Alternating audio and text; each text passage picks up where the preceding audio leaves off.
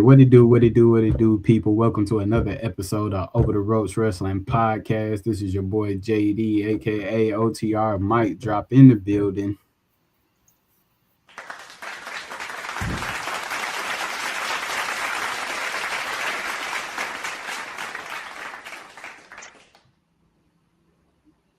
Oh, to my turn. My bad. I'm not used to being here on time, so I usually come in towards the end. Hey, what's good, everybody? It's your boy Jay, aka OTR Messiah, aka Full Time Jay. And yeah, I'm here on time for once.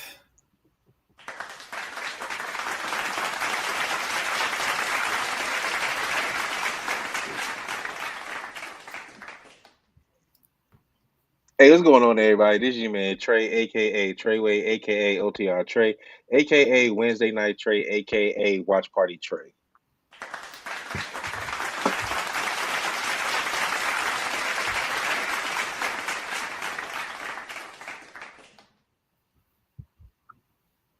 Hey, I want to say appreciate everybody for tuning in, tapping in with us tonight.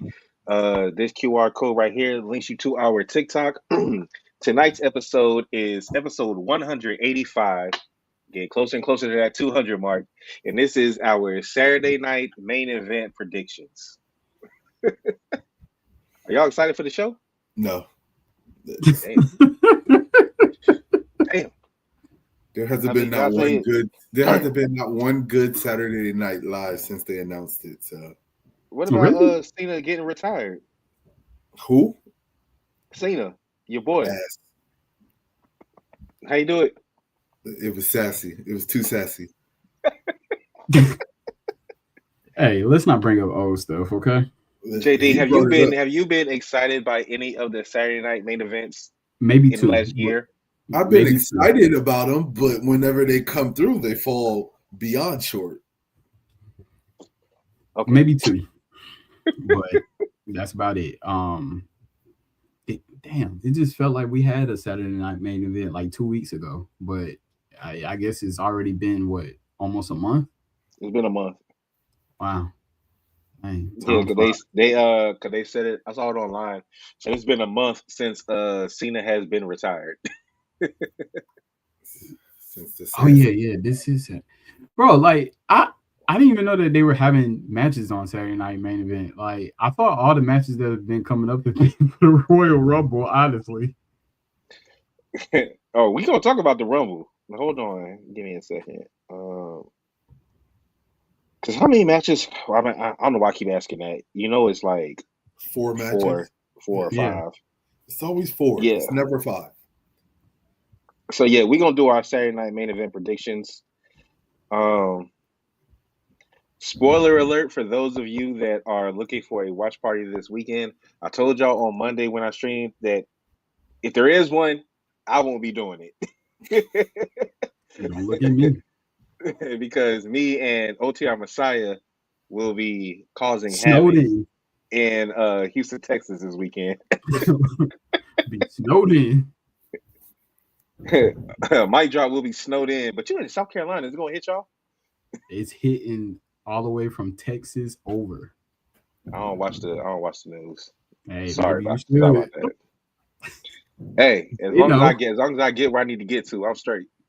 Jay twiddling his fingers like, am I gonna leave early?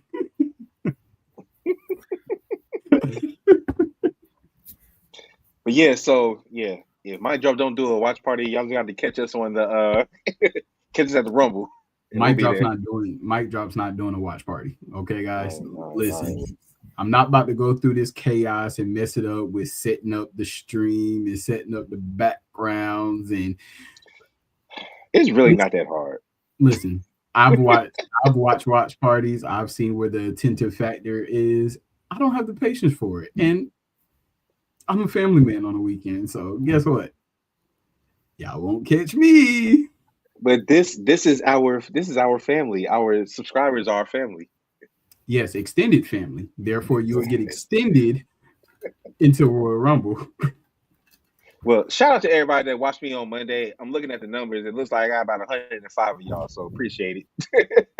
Appreciate it. Yeah, so y'all want to jump straight into the predictions? Sure. I need, Hey, that's matter a of good fact, I need my number. damn. Thank you. Hopefully, double that up. Matter of fact, Truth, thank you very much, sir. We appreciate it. Family Man on Yep. Saturday and Sunday, yes, sir. JD, aka Mike Drop. Let me tell you right now. Yep. I've been doing these watch parties for a very long time, and I've gotten some pretty decent numbers. But when I tell you that I, when the Royal Rumble comes and we get OTR Mike Drop and OTR Messiah in the same room on a Saturday afternoon to watch the Royal Rumble, man, these numbers about to go crazy. I can feel it. Because on my who's doing the watch worst party? day, I averaged like 230. so OTR Messiah is about to turn into OTR Renigger because he reneging right now on his word.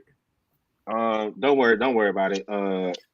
Mike Drop, me and you gonna pull up to the crib. We gonna film it outside his house. Jay gonna be a part of this damn. He's gonna be a part of this damn watch party. I don't care what he says. I'm trying to. I said I was doing a watch party. Yes, multiple times. It's on camera. It's on camera. I don't remember. You might need to make a short to that. I did. You did? Oh, okay. Yes, Yeah, you I might did. just might need to just spam that over and over and over again. I think it starts out with him going, "Yo, this your man, 50 grand, OTR Messiah, yeah. I'm a Hey, he I'm can't gonna do a even watch. deny it because that sounds just like him. He can't even I'm deny gonna it. do a I will be doing a watch party for the Royal Rumble. Yeah, I was trolling. No, he said his first and last watch party. I'm telling you what, I'd rather do the Royal Rumble because I'm not doing no watch party for WrestleMania. I'm not doing no watch party for SummerSlam. That's too damn long. Yeah, 2 nights. Too long. Yeah, that's Too long. All right. So, well, everybody, as we customarily do, when it comes to the predictions, even though it's only 4 matches, I don't even want to write this shit down, but we got to do our predictions. So, I don't know if you heard that. That was me getting the pen right. Okay. Ladies first. Let's start with the women's tag team championships. We have the Judgment Day, Liv Morgan and Roxanne Perez going up against Rio, which is Rhea Ripley and Io Sky. Who do you have and why? I'm going with Rio. And the only reason why I'm going with them is because I think this is finally going to, especially after what went down Monday night between CM Punk and Finn Balor. I think this is where they starting the downfall of the Judgment Day split up. Okay. I'm not mad at that. JD, what you got?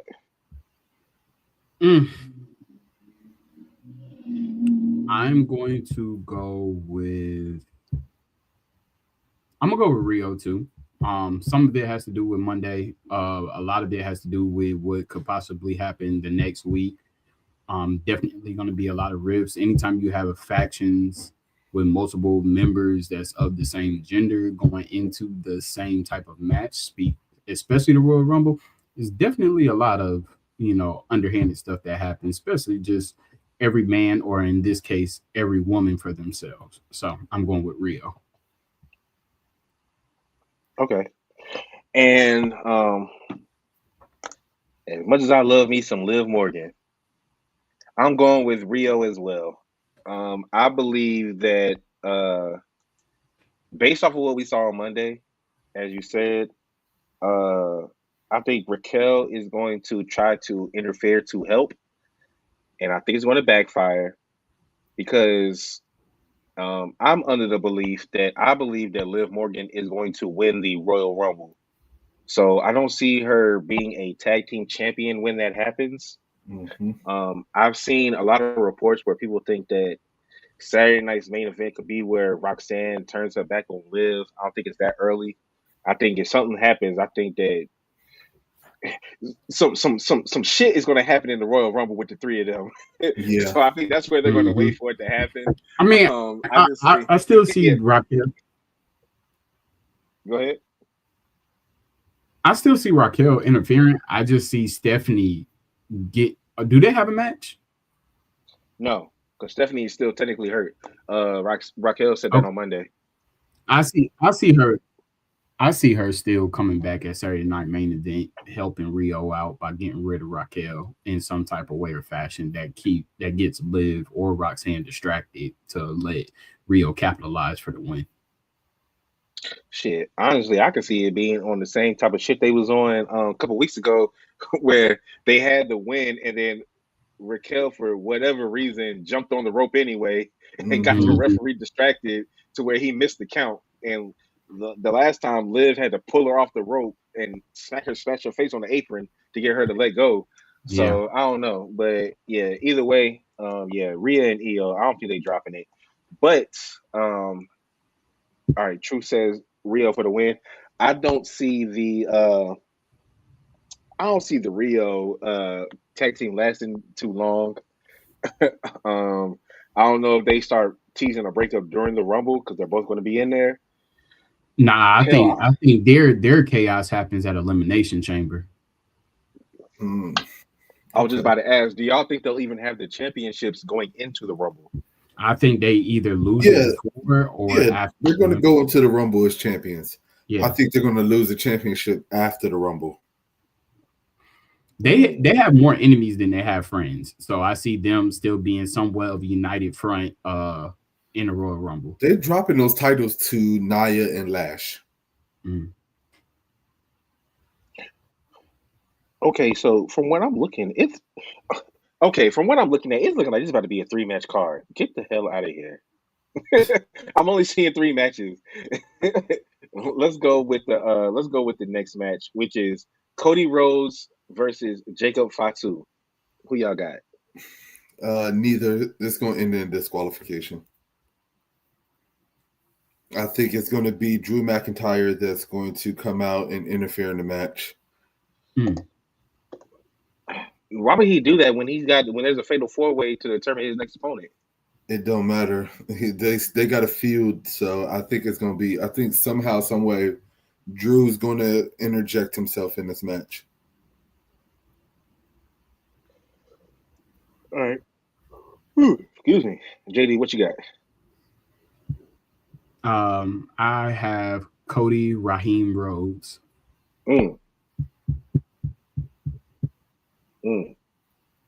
That's all. That's it. Cody Rhodes and Mike drop. Yeah, that's it. Okay, I want Jacob, but okay, I will only pick Jacob if Jay's thing comes to fruition, where Drew interferes. Because if Drew interferes, it's gonna be at Jacob, but he's going to take out Cody. Yeah, I can see that. Okay, yeah, this is only a 3-match card. I'm glad I'm not gonna be watching this shit. So, Jay, since you picked a no disqualification, that's actually double points if it happens. Okay. I think we discussed that, didn't we, JD? I think we discussed that. Yeah. So it's double points if it is a DQ. I am going to go with Jacob. Shit, it's only a 3-match card. Somebody gotta let's go ahead and get everybody with some different picks. I'm gonna go with Jacob. Let me see here. Truth says Drew interferes, but so does Randy. So I don't see Cody taking back-to-back losses. Yeah, okay, so he's pretty much got a DQ. A DQ is different from a straight loss. Okay. And then, speaking of Drew McIntyre, let's get to what is sure to be the main event of the night, which is a fatal 4-way number 1 contender match for the Undisputed Championship, which is Damian Priest, Sami Zayn, Trick Williams, and Randy Orton. Who y'all got? What's up, RB? What up, RB? Well, I told you all 3 of us would be back for the pod. One, we know who it's not going to be, and it's not going to be Damian Priest. So say it again. We ain't got to worry about that one. Sami Zayn. I would like Sami Zayn to win this. Just give Sammy. I get him 33 and a third percent. I know it's not going to happen. 33 and a third. I know it's not going to happen, but in my opinion, I think it's time. It's time. I'm going with Sami Zayn. And the only reason I'm going with Sami Zayn is because it's time for him to stop being the chaser. It's time for him to finally put the title on him at least one time. So I'm going with Sami. I'm sticking to my guns. That boy said it's time for him to stop being orange juice or damn or I'm about to say what was it? Ginger ale. It's time to stop being a chaser. True says Randy or Sammy. Well, we know it's not gonna be Priest. No. And as much as I hate to say it, damn sure it ain't gonna be no Trick Willie.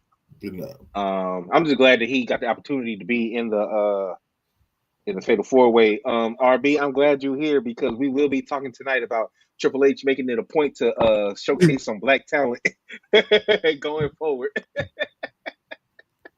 Hopefully you stay around for that segment. When it comes between Randy and Sammy, I'm picking Randy. Like, I'm ready to get this show on the road, honestly. No pun intended. I'm ready to get Randy and Cody for real.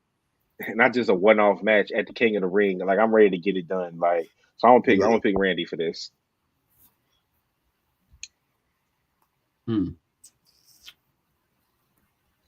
right. So who did you pick? Jay, you said Sammy? Yep, Sammy. Jay said Sammy. Okay. Yeah. Oh man. Sammy, Randy, Sammy. Sammy, Randy, Sammy. Sammy, Randy, Sammy. Dang. Just the logic of it.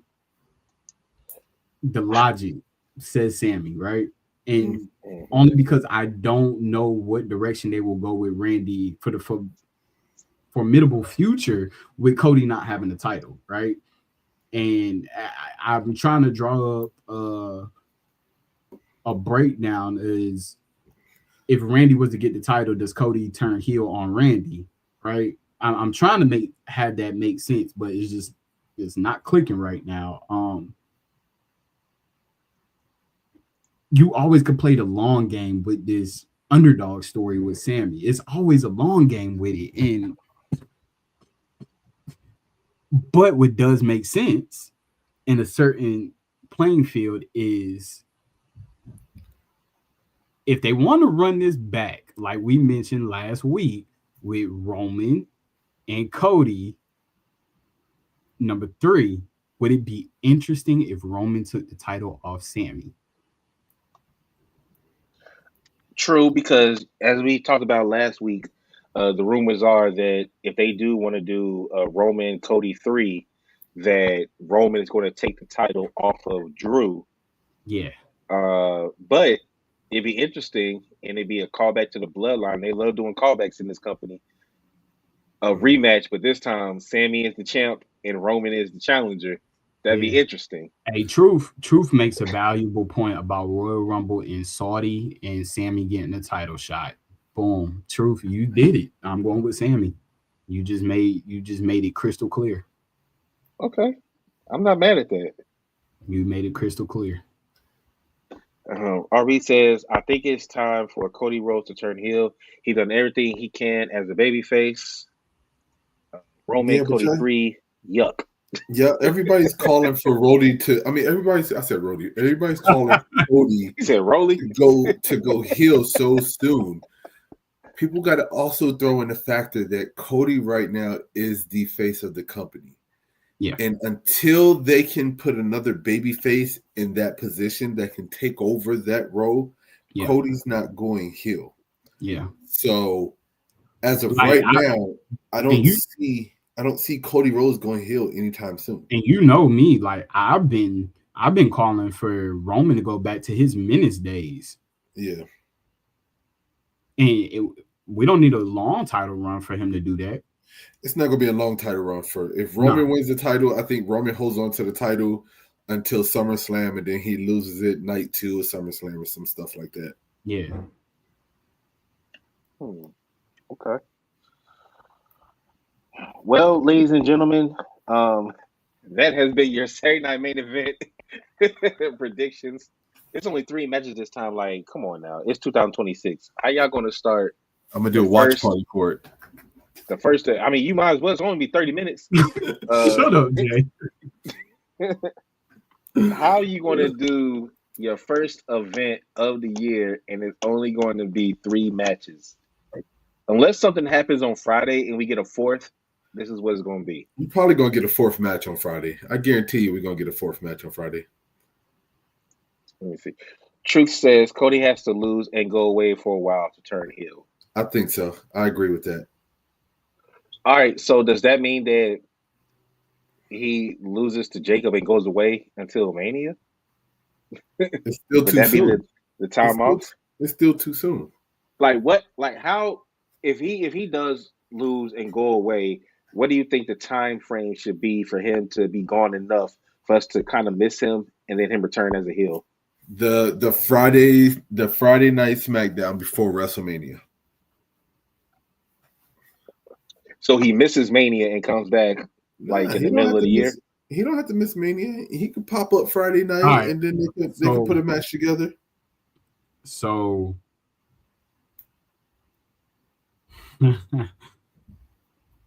I'm reading Bleacher Report right now, and they do their own predictions as well. So yes, Bleacher Report that has Sammy winning because it is in his hometown, Montreal, and it gives him, that too, damn. Yeah, and it gives him ammunition and emotional feud match in Saudi. Okay. They're also saying that Jacob Fatu will beat Cody Rhodes, but it will set Cody up for winning his 3rd Royal Rumble match, would make him tie Stone Cold Steve Austin for the most. I hope Cody doesn't win the Royal Rumble. I like Cody so much, but no. 3 times in 4 years is nasty. I be damned. Hell nah. Yeah. So yeah, I'm not sure what to say about that, but I guess this is where WWE Unreal 4 comes to play. We're gonna talk about Unreal for a little bit. All right, yeah, because let me see. RB says, Mr. I Can't See Color got a lot to prove. Signing black talent is one thing. His booking for him is my main concern. Our Truth had momentum. Mr. I Can't See Color ruined that. Looks like he has a part 2. How much y'all want to bet Mr. I Can't See Color was finna drop Naomi or have Naomi drop the title to Stephanie Fakir? Truth says, oh God, man, Cody should not win this Rumble. All right. I'm straight AEW. I'm straight AEW if if Cody wins the Rumble again. Y'all saw the graphic, y'all seen it online. We got signed to AEW. Unofficially. All right. So what are we about to talk about now? We about to go into supposed to go into AJ and Gunther at the Rumble. All right, yeah, we can talk about that real quick. Because I do want to double back on their comments and stuff once we get to like the Unreal. So let me set it up. Let me set it up. Let me set it up real quick. So everybody that didn't watch Monday, Gunther came out gloating as he does, doing that fake ass laugh that he does. I like Gunther, but that laugh is annoying. But I guess that's the point. AJ comes out, says that I don't care what you say, you may have won the match, but you tapped out. Gunther then gets in his face and says, no, first off, Cody is the first to declare himself for the Rumble, and I noticed that we hadn't had any declarations until now. And then on Monday, everybody named Mama started declaring for the Rumble. So Gunther declares for the Rumble. AJ comes out, says that to Gunther. Gunther says, I don't want to pull double duty, so my answer is no to a rematch. AJ says, if you're scared, all right, cool, just tell me and I'll let it go. And then Gunther comes back into the ring and says, "You know what? I'll give you a rematch, but you got to put your career on the line." Now, some news that I came across probably a few hours later or the day after is that apparently AJ's contract is technically up at the end of February this year. And apparently he wanted to try to extend it to WrestleMania. Don't know if that's going to happen. Don't know the talks. Don't know any of that. But So with that news, what do I we think? saw the plan is that his contract is up February, and what they're going to try to do is they're going to try to write him in one of those 10-day contracts so that he can have his last retirement match at WrestleMania. So most likely it's going to be probably him versus Gunther at WrestleMania. I don't know if that's true or not, because if Gunther wins, then he's retired. So I don't know why they would do that. It just sounds like to me that this match isn't going to end with AJ losing. Truth, right. You brought up a good point. Yeah. AJ has been in the company since 2016. This is technically his 10th year. And yes, he did debut in the 2016 Royal Rumble at number 3. I remember. Yeah. So I agree with all of that. I think one of the missing factors is I know he's not champion anymore because Mike Santana is the champion for TNA on their debut on AMC.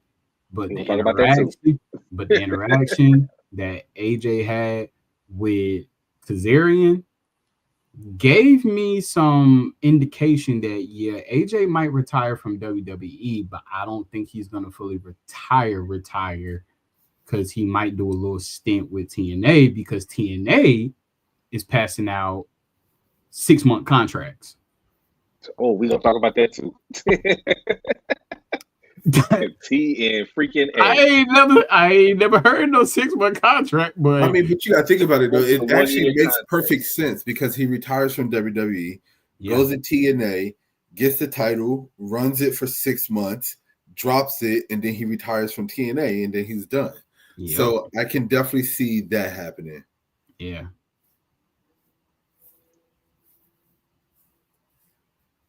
Why do people don't care about John Cena retired? What are your thoughts? Okay, looks like we have somebody new here. Y'all want to answer that?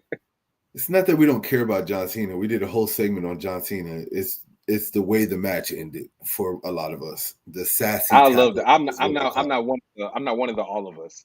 First of all, it's not about okay. Listen, I'm not mad that John Cena lost. Okay, I'm not even mad that John Cena tapped out. I'm mad about in the manner, in the way that he tapped out.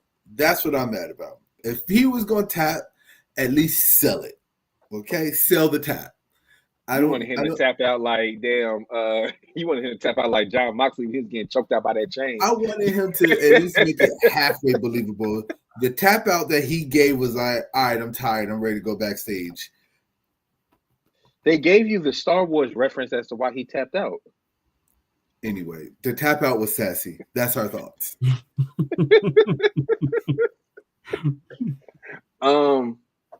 It's okay. 2 things.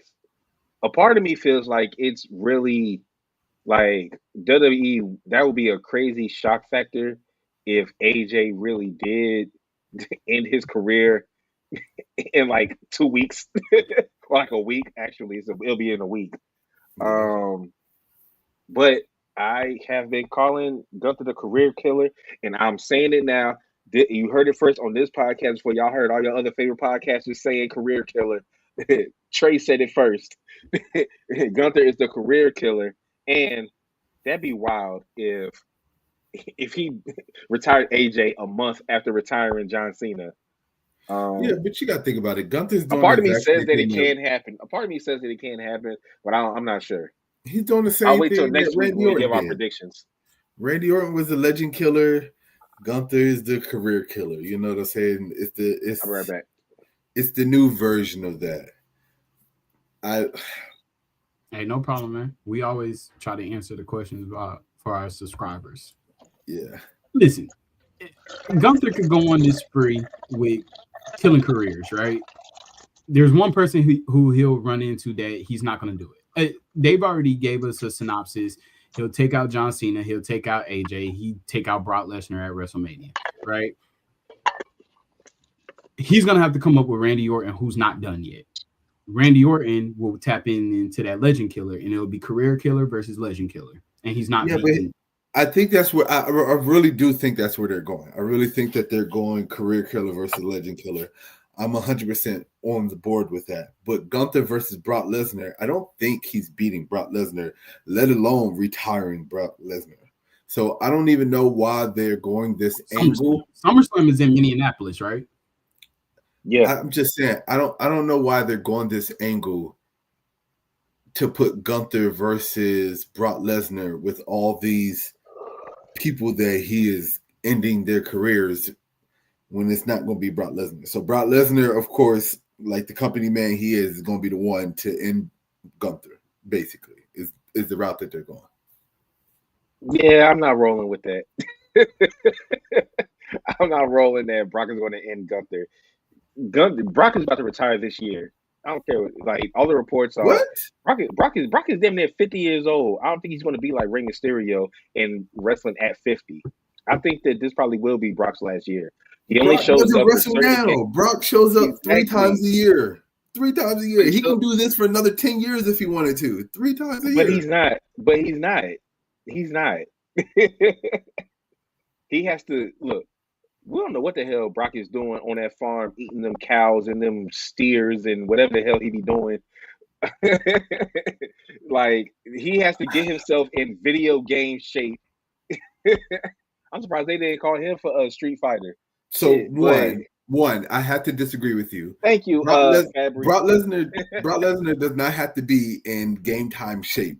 If you look at the average Brock Lesnar match, besides the one that he had with Roman Reigns, his matches are less than 5 minutes. I'm talking about the aesthetic of Brock. I'm the just aesthetic saying. of him. Brock Lesnar is not being retired by Gunther. If you noticed, Brock Lesnar is on this road of having fun, right? Mm-hmm.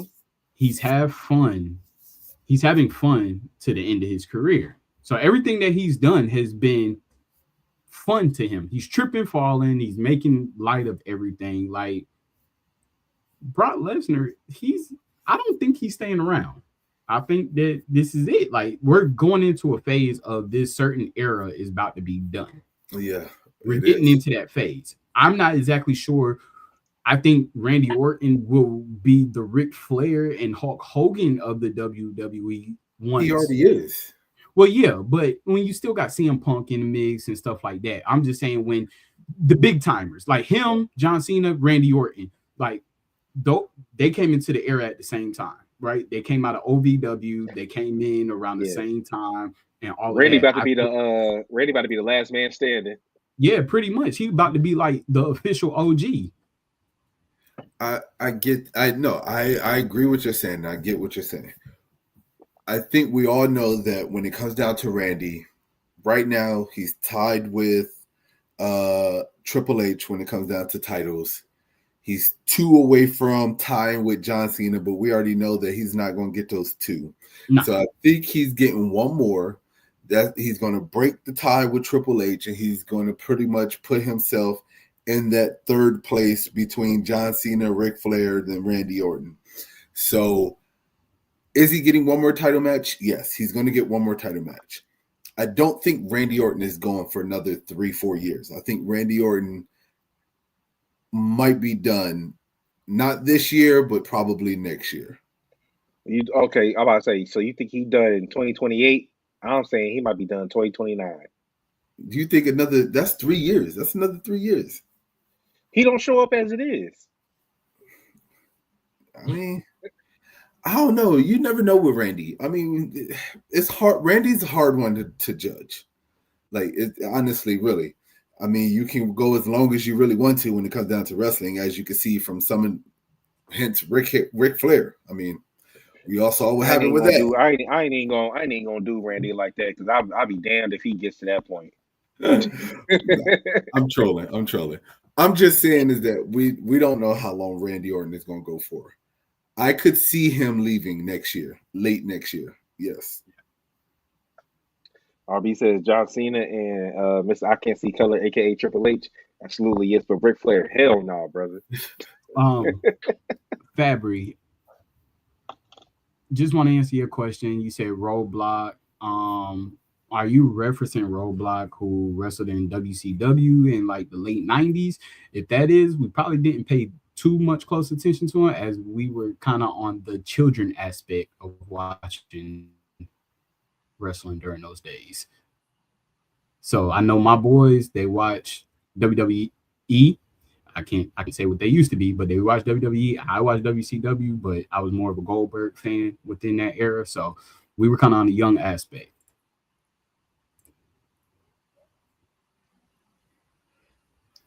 Mm-hmm. My bad. Jimmy Armstrong, what you talking about? Pittsburgh, Mississippi. Thank you for the live show. Oh, no, you're welcome. Talking about this live show. I'm about to say, what live show we been to? Mr. I can't see color, whatever. Triple H. I'm tired of this shit. All right, Triple H got 14 titles, if I'm right. Yeah, Yes. Triple H got 14. I think Randy has 15, don't he? Yes. Does he have 15? I thought Randy was still tied with Triple H. Nah. Yeah, Randy got 15. If somebody wants to hit up the research, they're tied. They're tied. I was gonna say they're tied. Yeah, they're tied. At what number? 14. Yeah. Okay. Yeah. Okay. Well, Randy's going to get 15 this year. He's going to get 15. That's what I'm saying. He would still need another 2 after he gets 15 to tie John Cena, which we know is not going to happen. Nah, Randy got 14. Randy got 14. They've been talking about that for a minute. He's been tied with Triple H for a couple of years now. Yeah. Nah, Triple H tied him with the cheat code of winning the Rumble and winning the title that year. Listen. Y'all gonna put some respect on Mr. LeBeck, all right? I'm not gonna let y'all do Triple H like that. Listen, Robert Brown been doing this for about a month or 2 now. No. I give Robert Brown. Robert Brown's been talking about COO Triple H. We talking about the wrestler Triple H. That's 2 different people. Okay. The wrestler Triple H, you definitely got to put some respect on it. COO Triple H. I don't even put the blame. Listen, if y'all don't watch WWE on Real, you need to, because once you watch that, you can't put all the blame on him. He got a whole board that's making decisions and who he goes to. Yeah, he does give his final. Yeah, but he be telling them when they do something stupid. He do, but it's like, guys, you got to make it make sense. Like I would tell y'all, like, make it make sense for me. Like, if you can make it make sense, I'll roll with it. If you can't make it make sense, then we're gonna go a different avenue. Come on, Truth. Hold on. Wait a second. Can we go down to the next comment, please? You got to address this comment. All right. This comment right here. Truth. You been a hater. Okay? You been a hater, Truth. All right. I just got to put it out there. All right. Can't be mad at the guy because he married into the family business. All right. Listen. That's a W. That is definitely a W, Truth. Man, come on, Truth. Hold on. Man. Oh, Truth. You know how many people was probably trying to get with Stephanie back in the day? Man, put some respect. There you go. Thank you. Put some respect on Triple H. Man, that's a W, dog. That's a W. Hey, Jay, he coming at you right now. It's all right. We know how Mr. Brown feels about Triple H.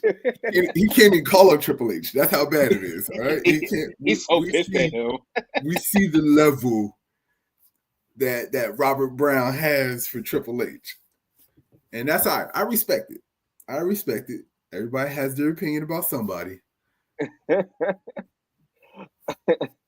All right, so I guess Dang, our I've thoughts on been shitting what on what Triple H in this episode. what Right, are right. our before we move on to the Unreal topic, what are our final thoughts? Not necessarily predictions, but final thoughts on AJ and Gunther at the Rumble. Do we think this is the end?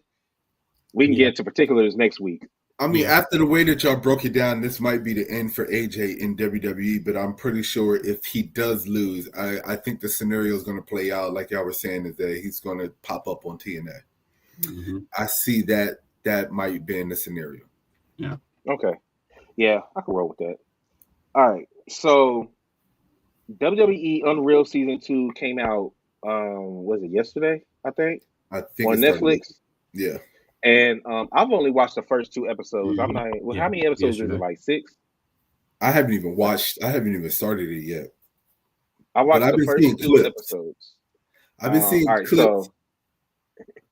so for the first 2 episodes, the first episode is about Becky Lynch coming back Mm-hmm. and teaming with Lyra and her trying to get Lyra Mm-hmm. over. The second episode is about R-Truth. And I have some stuff about R-Truth I want to talk about. I haven't seen anything past that. Nah, I've been waiting for JD, that. have you? I've been waiting. What? Let's get some. I just listen. I'm glad you brought this up. Okay, this is my chance to kind of shit on Triple H. He full of shit.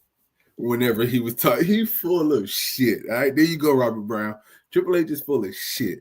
There's no way that you could tell me that you told this man that, oh, there was a miscommunication and we didn't fire R-Truth. No, y'all fired that man.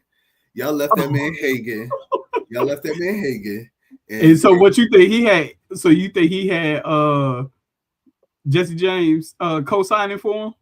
I don't know, man, but I don't like just the clip because, like I said, I didn't see the full episode. You talking about the clip where him and Road Dogg was giving they bits and pieces about it? Yeah, and then I saw the clip with R-Truth, and what they made it seem like is they made it seem like R-Truth used social media to kind of like remember how Carlos Miller went on the Breakfast Club talking about how he got fired and nobody told him, and then everybody was saying that the only reason why Carlos Miller got his job back was because he was on the Breakfast Club crying.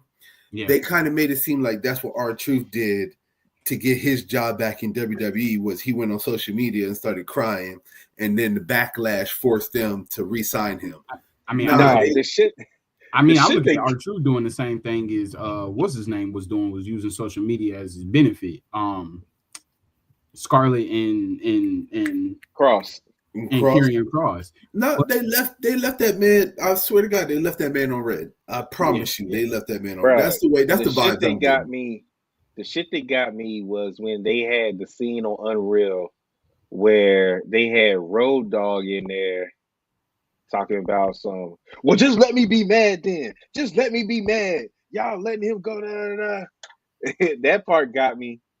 And then the part, this I ain't gonna flex. This seemed like the fakest part to me is when they had Truth run in at Money in the Bank to cost the match between Cena and Logan versus Jay and Cody. Mm-hmm. And then at the end, when he's hugging him and he's like, well, you know what I'm saying? Man, it was just, it really wasn't like that. It was some things got mixed up and like Triple H, shut your ass up, bro. You could tell he was lying. Shut up. I was like, whoever wrote that line for him, you need to fire them. Well, because that was a bad line. That shit was so fake to me. So I watched it like 3 times. So I'm gonna say this: I don't think that they had the cojones to let him know that they weren't going to renew his contract. Me personally, I just feel like he's been with us for so long. How do we break it to him that we don't have a use for you? They ain't have no intentions on putting him on a Legends contract or nothing like that because they don't consider him in that kind of profile. So I feel like that nobody had the balls to tell R-Truth that there is nothing. Like, I'll give it to Road Dogg. He did say, "Well, Truth is old." Yeah, that's what I'm saying. Truth is old. And there's nothing wrong with that. That's the only honest part about that interview that I've seen. Because I 100% believe that they just thought that Truth's contract was expiring. We're not going to renew it. And then he knows his contract expiring. So basically, Truth would have just sit at home and chill. Like, oh, nobody called me to renew my contract, so I guess I'm not coming back. But I feel like that they never had it. The only thing is, I feel like they never had a discussion with him. They just let it expire. That's what I'm saying. They never had it. Listen, we're talking about a multi-billion-dollar company here, okay? And we're talking about people who know when the contract is expiring. They have people for this. They have people to say, or truth, his contract's about to expire. Do we want to start negotiations? Are we extending it? What are we doing? Nah, I think we're going to let it expire and release him. Okay, who's going to inform him and let him know? I mean, we've seen it all the time. We've seen it all the time in interviews where basically they have called wrestlers because they're too chicken shit to tell them face to face. So they'll call them and text them and tell them that, hey, we're not extending your contract. So you mean to tell me that R-Truth fell through the cracks? No, I call bullshit on that one. I call bullshit. So right here it says, yeah, I mean, honestly, all you had to really do is say, oh, go ahead. I was about to say, it says right here, Triple H clarified in a WWE Unreal sneak peek that R-Truth was never fired or out of contract last year. He explained that WWE let the contract lapse as a negotiation tactic. He did say that he said that they thought that Truth was going to come back to them to try to get a different number because the initial number they didn't want to give.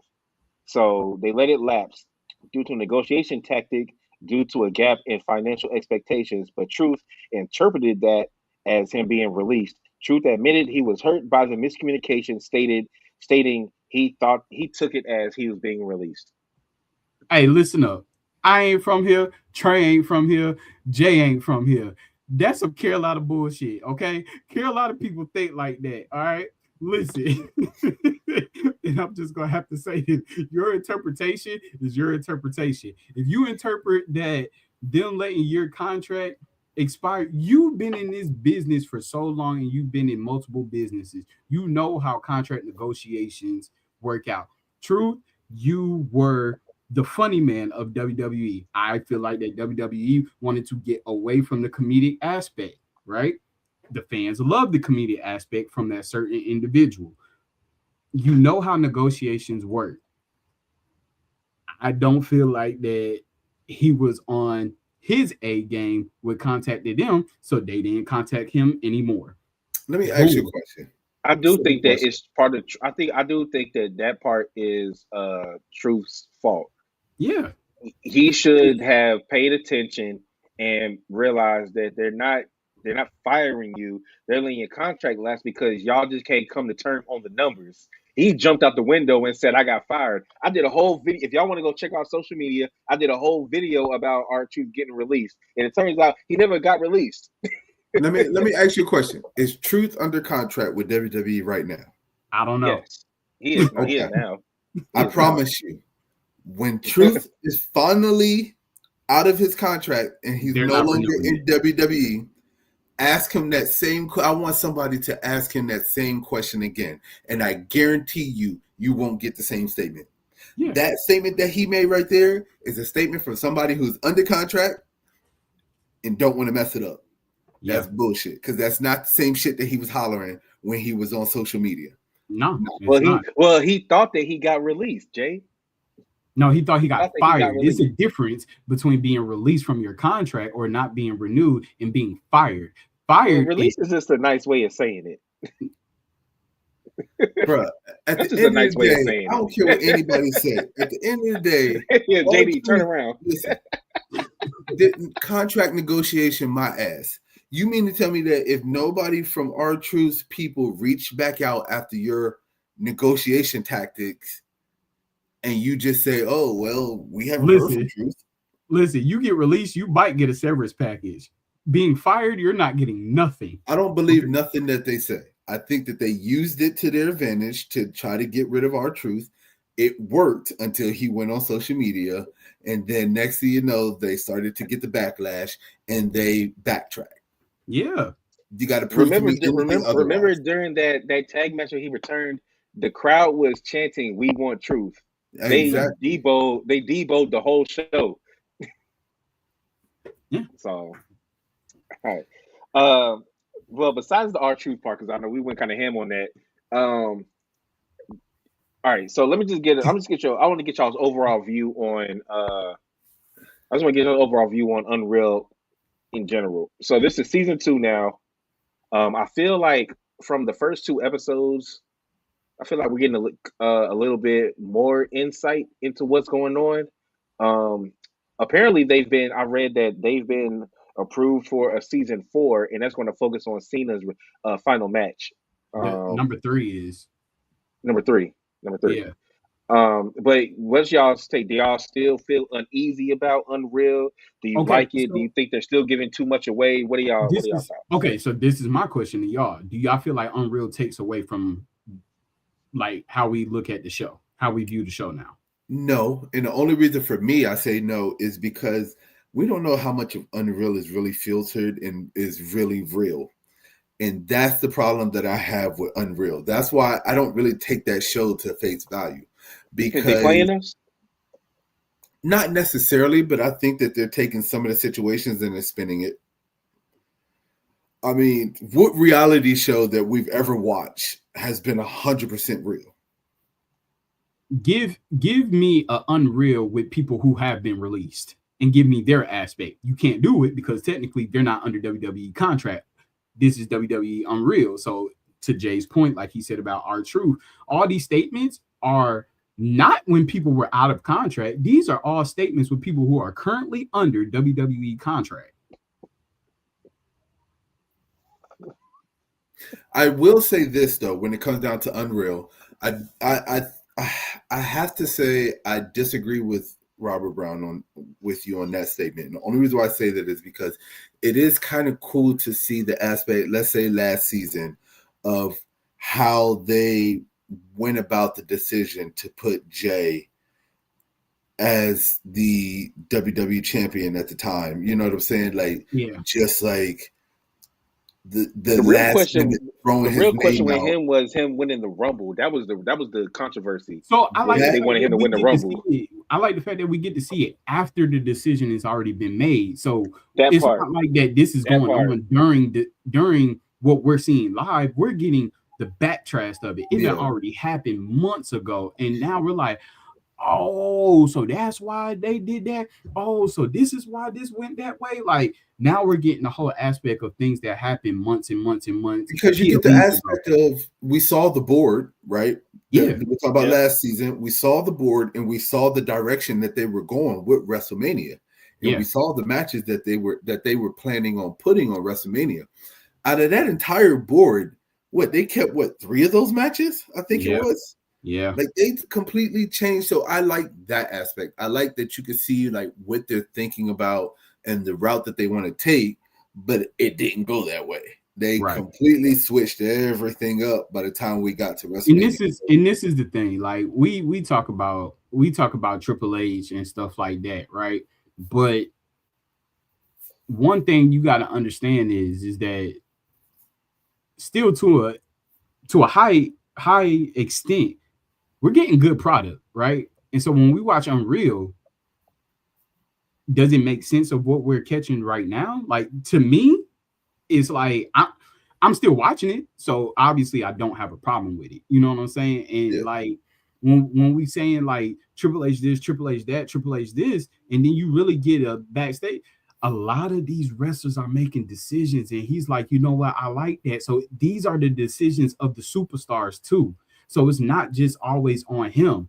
You got Becky Lynch who's calling her own shots and he's letting her do it. We got Seth Rollins, Roman Reigns, The Rock, John Cena. We got all these people who are CM Punk even making their own storylines, running it by Triple H. Triple H runs it by the board. Everybody comes in their agreements. It's not just him being the Vince McMahon of this new modern era. That's what I'm saying. Well, think about it. They couldn't do that with Vince. I mean, you legit had wrestlers. I mean, Triple H, like Truth stated, he married into the family.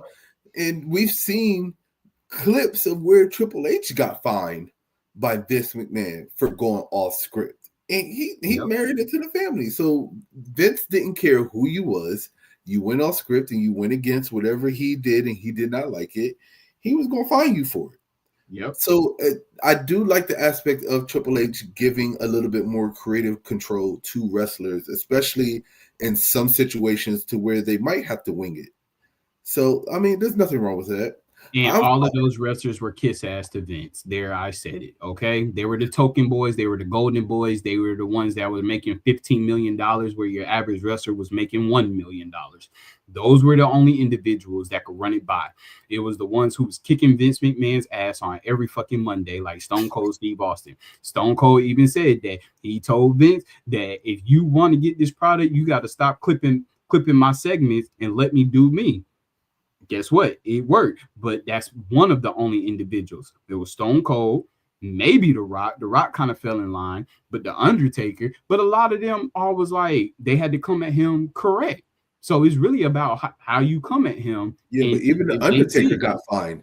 I mean, he said it himself. That was the match between him and Triple H when they were cutting their promos, and he was talking about he got his check and realized that Vince fined him $10,000, and then he called Triple H up and was like, "Did you get fined too?" And Triple H was like, "Hell yeah, he fined me $10,000 too." So I mean, like I said, to get back to Unreal, I like Unreal. I don't have a problem with it because, like you were saying, Trey, it's stuff that happened last year, and we're getting it now to see how they came with the ideas that they came and the decisions that they made. If it was a little bit closer, like Unreal, like the episode we got was something from last week, and then we're potentially getting spoilers for what could happen like at Saturday Night Main Event, then I don't think anybody would like the show because now you already know. That'll ruin it. Let me tell you right now, if we had like a weekly Unreal and they talking about the Masked Man the whole time, I'm cutting that shit off. Exactly. I'll be damned. But I did like so they showed that in the Becky Lynch part, they showed when she turned on Lyra. I do like the fact they were showing Triple H said that she went too fast. He was like, everything was great, but I wish you would have like let it breathe for a second, like give it a few seconds and then the crowd would have popped a little more.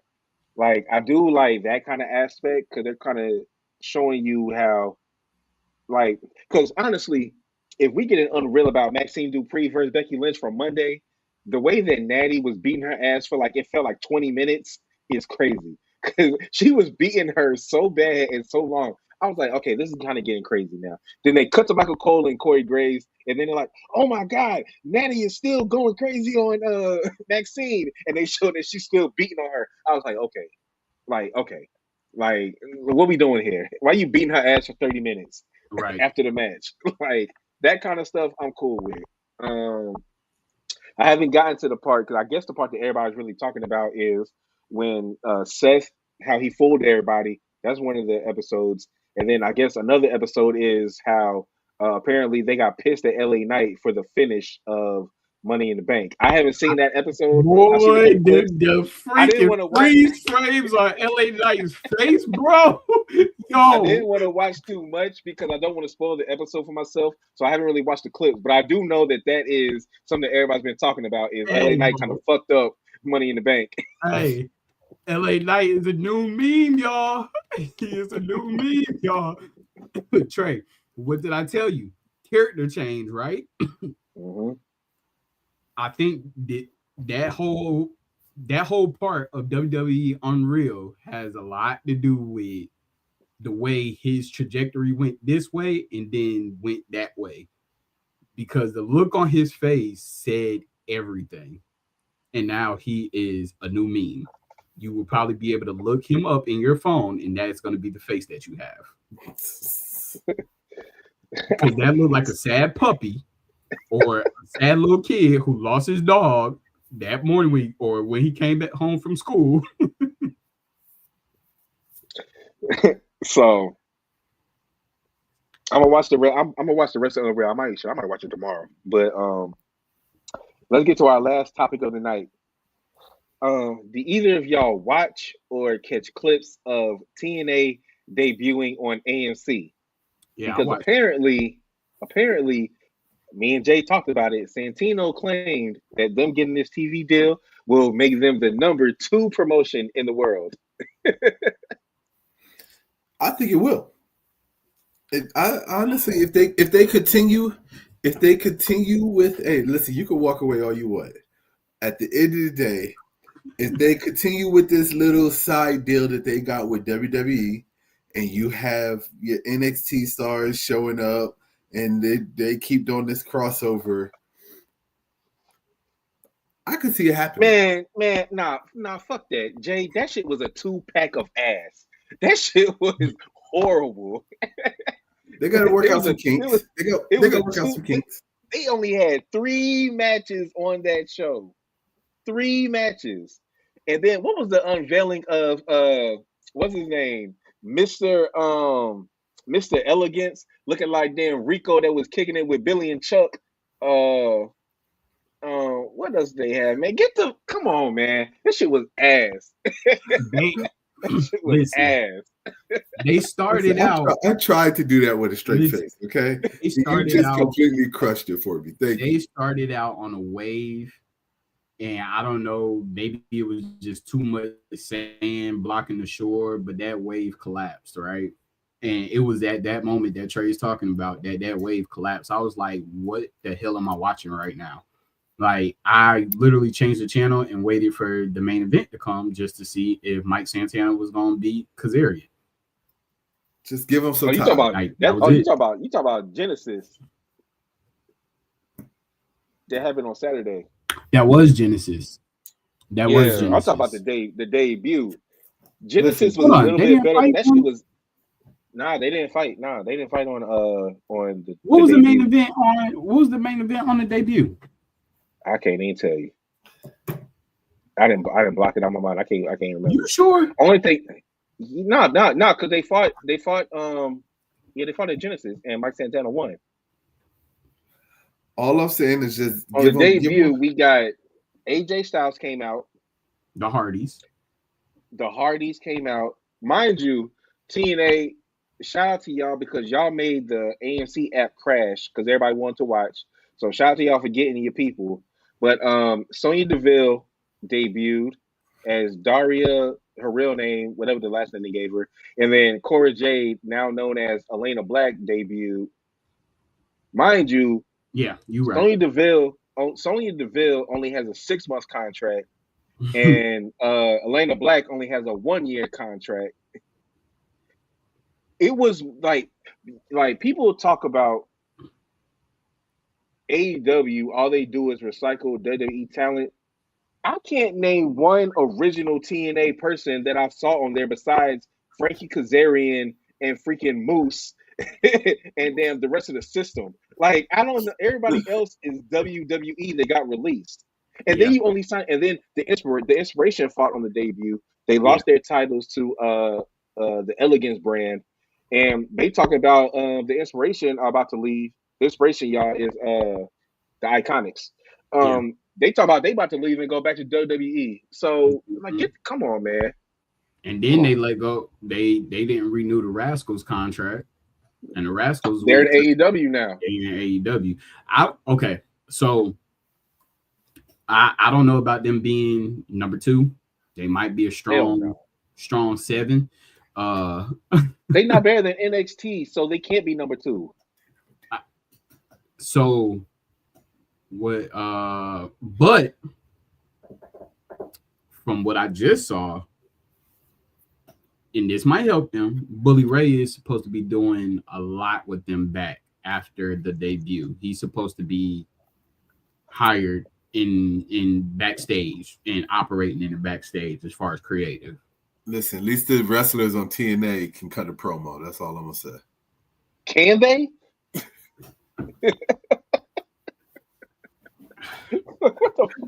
Come on, man. I don't even like shitting on companies like that, but this shit was crazy. Nasty work all the way around. Man, you just got to give them some time. Let them work the kinks out. I mean, TNA is the development brand of the NXT. There you go. I said it. They're the development brand of the NXT. And AEW is the development brand of WWE. No, hell no, stop it. Stop I'm just saying. I mean, they doing crazy work now too. Like because I don't buy that Trey Miguel wanting a break and him getting released from his they released him from his contract. I don't buy that he wanted to take time. I feel like it's something more underneath that. So I feel like AEW is starting to get hip to how the wrestling business actually works. I heard that because I was watching JD from NY and Solomon, so they got a pod that they do on Tuesdays. And apparently it was some shit with Trey Miguel that happened like 7 years Yeah. ago to where they ended up letting him go.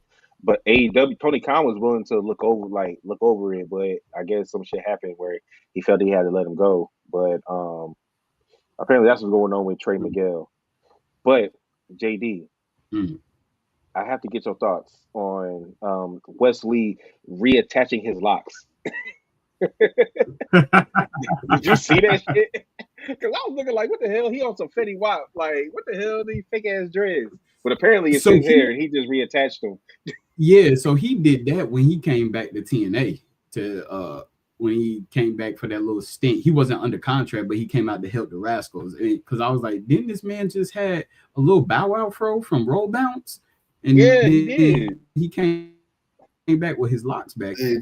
there's nothing Um, wrong with reattaching them as long as they were originally yours. yeah, so I was like, Yeah, okay, I ain't mad at it. But I was just he, like, what the hell? I'm like, it's when the nothing fuck he wrong. get his dreads back? All right. Listen, my original ones from 2015, if I had them, I would have reattached them before I grew mine back out. I'm just saying. Well, I would. my original ones from back in the day, there's nothing to reattach them to. So AJ, you might just need to go see an African. yeah, They can catch. listen, if they can catch this, then they They can got catch. skills. I tell you that They much. can catch. You might have to actually go back to the motherland to get that. I need some juices and berries. Juices and berries. So before we get off the TNA topic and then we get to our quick hits and get up out of here, I have the TNA numbers from AMC since we Oh like to do God. numbers up here. All right. So TNA Impact debut. This is from Wrestle News Co. on Instagram. TNA Impact debuts on AMC with 173,000 viewers. Um, PW Torch notes this figure is an increase from the show's previous averages on Access TV, where it typically drew around 80,000 viewers. The report states that the viewership increase correlates with AMC having roughly double the available homes of Access TV. And the demographic of 18 to 49, the show recorded a 0.04 rating. I don't know what that means. The premiere episode included an appearance by AJ Styles, the Hardys, and the TNA World Championship match between Kazarian and Santana. That is not true because they fought at Genesis. But what are your thoughts on AMC or the TNA numbers on AMC for the debut episode? I mean, for AMC, I guess it's decent. So I tried to log into AMC, my TV provider, but you have to get like AMC Plus to watch TNA live. So I still ended up streaming it the way I do AEW pay-per-views. Here's a good comparison. We're gonna do this on the next episode. Let's compare. Let's get the numbers for TNA, like you did, right? Let's write them down. TNA on AMC, and then let's compare them to when WWE had ECW on Sci-Fi, and let's see how they stack up. That's all I'm gonna say. I ain't mad at that. Speaking of, Bro, they did. did what? They did fight on the premiere on AMC. It was the main event, and then they had a Texas death match at Oh, okay, Genesis. yeah, you're right. You're right. I'm thinking about Yeah, the death match. I'm thinking about yeah, the death they match. did because Mike Santana did win it on the debut. And then he retained it at the death match. Yep. Okay. Yeah. Well, my apologies. Um. Okay. So the numbers. First of all right. Let's just be real. Let's be real. I'm not mad at them for getting a deal with AMC. It's just a trash TV channel to get a TV deal with. American classic movies. It's better than Axis or whatever the hell they were on before. But what do you really know AMC for? Old school movies and country music. The Walking Dead. Yeah, I mean, but I mean, watch The Walking Dead, so I don't know. Like, if I was them, I mean, unfortunately, I guess now SmackDown has that on lock because they're gonna be on Sci-Fi. That's who I would have at least tried. They're gonna be on Sci-Fi for the next 2 weeks. Yeah. Who is SmackDown? SmackDown. Well, yeah, that makes sense. So they're still owned by USA, the same network. So, yeah, I don't know. If y'all got any thoughts on? So let's get to the quick hits. Rumors are that Powerhouse Hobbs is going to debut at the Rumble. Y'all excited about that? I mean, I told you last week how I feel about that, so I ain't. Jay, you got any thoughts? Nah, that's fine. Spine buster. Yeah, pretty much. Okay, so if you watched Monday Night Raw, you saw Javon Evans had a match against Grande Americano. It looked like he got hurt to where they had to stop the match, but apparently his injury isn't crazy significant where he needs surgery or anything. So hopefully we get Javon back in like a few weeks. I really thought he dislocated his shoulder. When he was walking away, he was rubbing it like this. Yeah, that's what I'm saying. I feel like he dislocated his shoulder, and then when the camera jumped off of him, I think like when they cut to like commercial or whatever it was, I could have sworn that because I've had dislocated shoulders. Okay, dislocated this one 5 times, dislocated this one 3 times. I know what a dislocated shoulder look like, feel like, and I know exactly the signs after you pop it back in, and then you do that whole like this. Yeah. So I think that's what it was.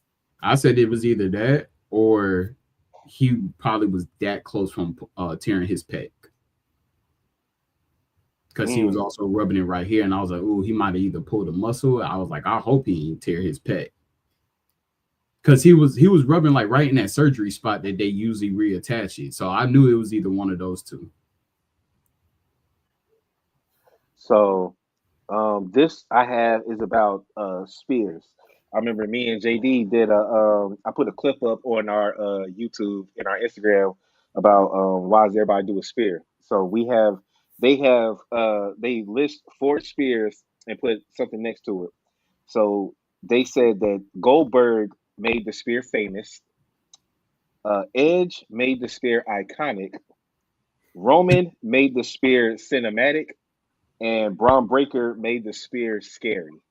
Do y'all agree with those? I agree with terms? That. That's the first time I need the hand clap. That is the first time that anybody has ever put out anything that, in my eyes, couldn't be more accurate. Very accurate. What did they say about Edge? Let me hear that one more time. Edge made the spear iconic. Yes. Because his startup before he hits the spear, pulling his hair. Okay, yeah, I agree. Okay, I had to see it. Yeah, I could agree. Roman's spear is real cinematic. You know, Roman's a real dramatic guy. The whole then he does. Wow, exactly. Yeah, Goldberg definitely made it famous. Yeah. And then Braun Breaker's spear does look like it would murder somebody. So I can see it being scary. Listen, after he speared ISO Speed at the Royal Rumble, I said, there's no way that they need to let this guy continue doing this shit. Look, that man, shit is awful. They should have paid Carlito double, and they need to pay Dragon Lee double. Because when he does that spear from the ramp, running down full speed, yeah. They need to be paying them double for taking that. And when he spears them full speed going through the barricade. Look. Like, come on, man. I was like, I didn't think Dragon Lee sold that. Like, I think that was just pure impact. Because I think it was too. I didn't see a sale. I kept rewatching it. I did not see a sale. It was like, okay, so now that we have that one, which one was better? This current one with Dragon Lee, or when Roman flew halfway across the damn ramp to spear the Big Show? I don't know, because Braun Breaker did that one too, and that one was Yeah. even better. Nah, I don't think it was better than Roman's. Man. Roman hit Big Show in the chest. That's how high he jumped. It was still iconic, though. I mean, he flew like 20 feet before he made contact. I might have to go. I'm still gonna have to go with Braun Breaker, man. I have to go with Braun Breaker just because of how freaking vicious it looks. Like when he spears somebody, especially somebody smaller than him. Yeah, how fast. And then the way he starts spazzing after, like, yeah. Like, I love it, bro. Just imagine that you walking at a Target or Walmart, you turn around and then you just get speared out of nowhere by Braun Breaker. That's how I feel. Like, I need a compilation of just. We need a compilation of just spears, starting from back in the day Goldberg all the way up to now of like the best spears. Go on YouTube. I'm sure somebody's made it already. Go on YouTube. Oh, yeah. Somebody's got one. They did Big Show. They did Bobby Lashley, who probably had the worst spear. They did Jey Uso. Watch your mouth about Bobby Lashley. He gonna come looking for you. When I reposted that video with you with that lucha mask going crazy on him. What? What did I say? Bobby Lashley. Bobby Lashley. We ain't never gonna get invited to the Hurt Syndicate party.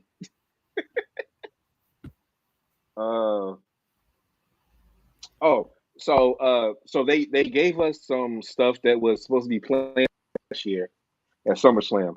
Apparently, we were supposed to get the Bella Twins returning together to fight Raquel and Roxanne at SummerSlam last year. And apparently, we were supposed to get the Demon Finn Balor versus Dom, I guess, for the IC title last year at SummerSlam. So that means that's coming up soon. Okay. Ben Fowler. Face Finn Balor is loading because the way he shook CM Punk's hand, he got no assistance from anybody from the Judgment Day. He shook Finn Balor's hand and gave him a hug after. Then they put a clip out of the speech that he gave after Raw in Ireland, where that was pretty much a face promo.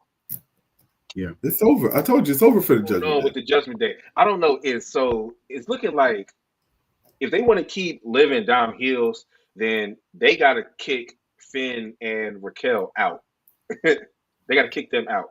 Living Dom could be heel without the Judgment Day. They don't need to be in the Judgment Day to be heel. But to me, it's just time. We don't need version, because now we're on version number 4 of the Judgment Day. We don't need version 5 or 6 of the Judgment Day. It's time to just let it die.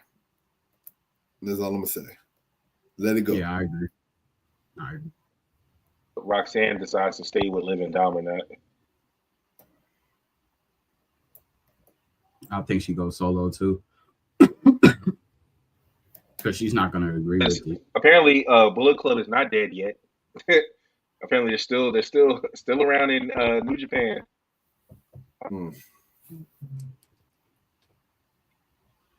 Theme songs with the biggest Spotify streams ever for WWE. CM Punk, The Fire Burns. My Time Is Now. Number 3 is Triple H, The Game.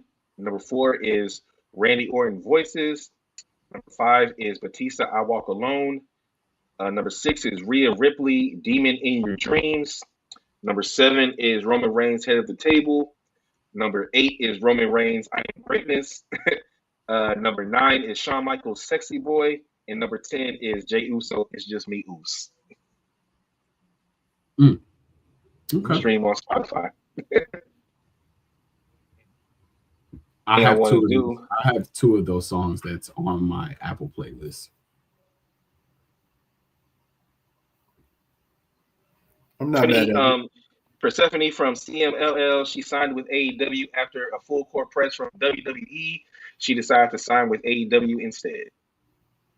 That won't be for long. They tried to get her like they got Stephanie Vicaire. Yeah, that won't be for long though. WWE accidentally showed Dominic Mysterio with an AEW title in a AAA video package where they did AI. AEW title on Dom. Oh man. Want to give? Hold on, let me get a gunshot. I'd like to give a congratulations to in our OTR YouTube universe, the first ever OTR Intercontinental Champion, OTR Messiah. He has won it. Him and Mike Drop had a knockdown, drag out fight in round 2. Listen up. Listen up. Listen Coming up. out on top. No. Listen up. I'm telling you, I'm about to go on my rant again because this is not the first time. This is probably the third time that a match has come down on WWE 2K26, right? 26? 25. That it has been me, OTR King Mike Drop versus OTR Messiah. And I've looked at the build of OTR Messiah and I've looked at the build of OTR Mike Drop. And I was like, something's not adding up right here because each and every time the title is on the line, OTR Messiah wins. And I even told him what episode you wasn't here. I was like, check, you need to change his finisher. He's smaller than me right now. He's you got to make this more realistic. He got this big all swole, doing freaking bona fide reconstructive F5s. I'm like, Trey, really? Yeah, buddy. Does the F10. He does the F10. Claymore. Every time. I want a rematch. I lost my first round matchup. We're all okay with that. I will be shut up.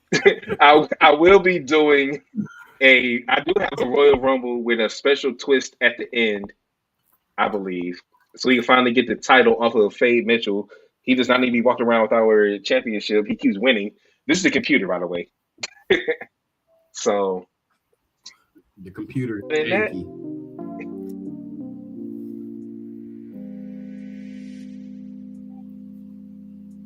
That means time for us to get the hell up out of here. This has been episode 185 of Old Rose Wrestling Podcast, our Saturday night main event. And aka OTR Trey, aka Watch Party Trey, aka Wednesday Night Trey. Hey, it's your boy Jay, OTR Messiah, aka OTR Champion, aka Full-Time Jay. Peace. Bye. Bye. Next week. Yeah. Catch us next week, episode 186. All right. Peace, y'all.